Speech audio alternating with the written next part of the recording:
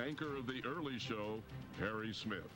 Joining us from New York, Congressman Peter King, and here in our studio, Anthony Romero. Good morning to you both. Good morning. Good morning. Let's start with the news about the tribunals. The headlines from this: no evidence admitted gained from harsh interrogation techniques. Hearsay, some hearsay will be admissible in court. To you, Anthony Romero, is there any good news in this?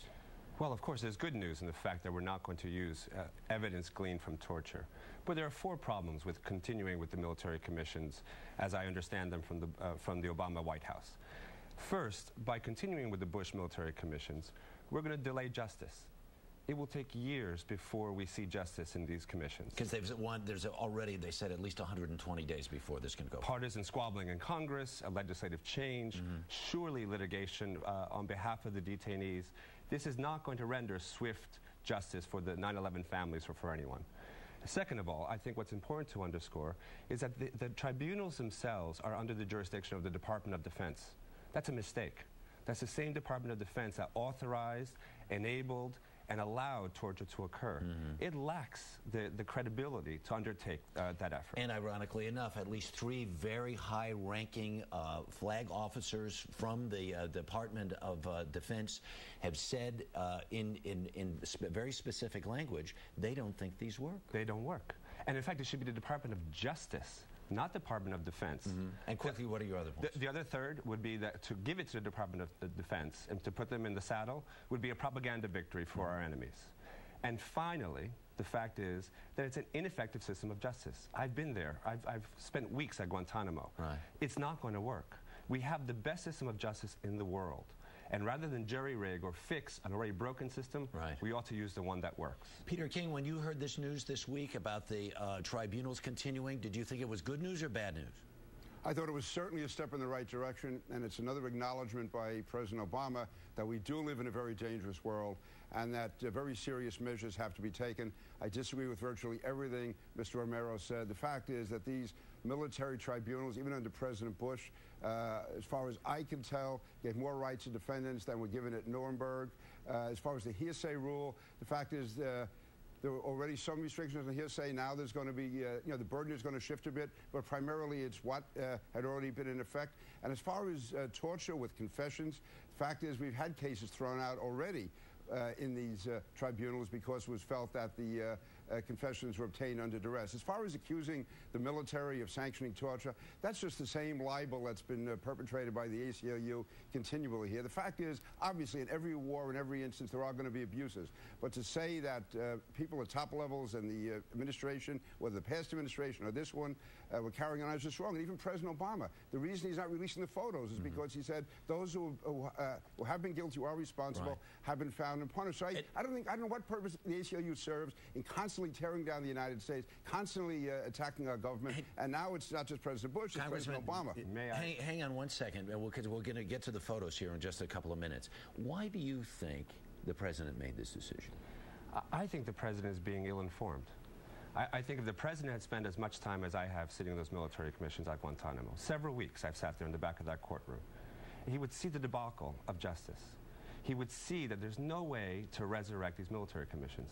It's like a toxic waste dump. You can't just build a new house on a toxic waste dump.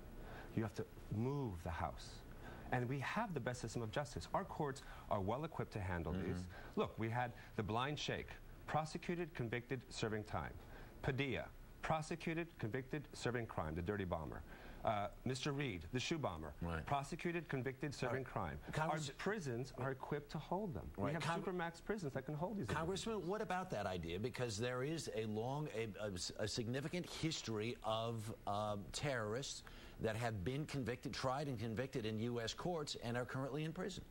And almost every instance, including the blind sheikh, there were cases where the investigations began here in the United States, where from beginning to end, there was the Justice Department involved, the FBI involved from the start. In these cases, we're talking about many people, many cases, battlefield arrests. We're talking about people like Khalid Sheikh Mohammed, where you can't always have the CSI team. You can't have somebody there to give Miranda rights. This is a wartime situation. It's a wartime situation with combatants who don't comply with the rules of war. Yeah. So to say that we can, it's absolutely insanity to say that we can be trying these people in the Southern District of New York and the Northern District of Virginia. It just won't work. Let me ask you this then, Congressman. Some people suggest, though, with these tribunals, it's just a way to make the fix in. Some of those folks who have been brought into detention, many have been released. Hundreds have actually have been released. Some there are on what could be best described as fragile circumstances. In order to get a conviction, is the tribunal the only way to get it?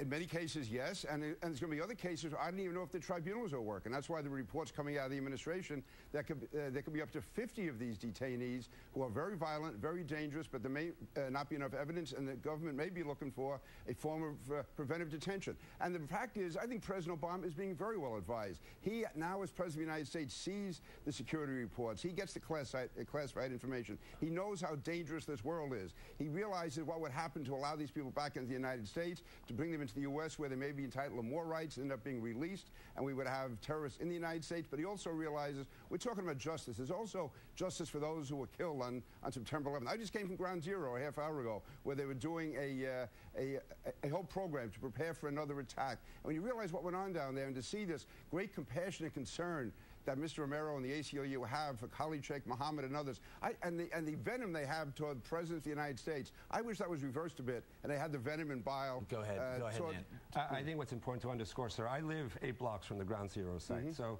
I lived there. I was there that day as well. We lost one of our board members, who was a police officer who died in the World Trade Center.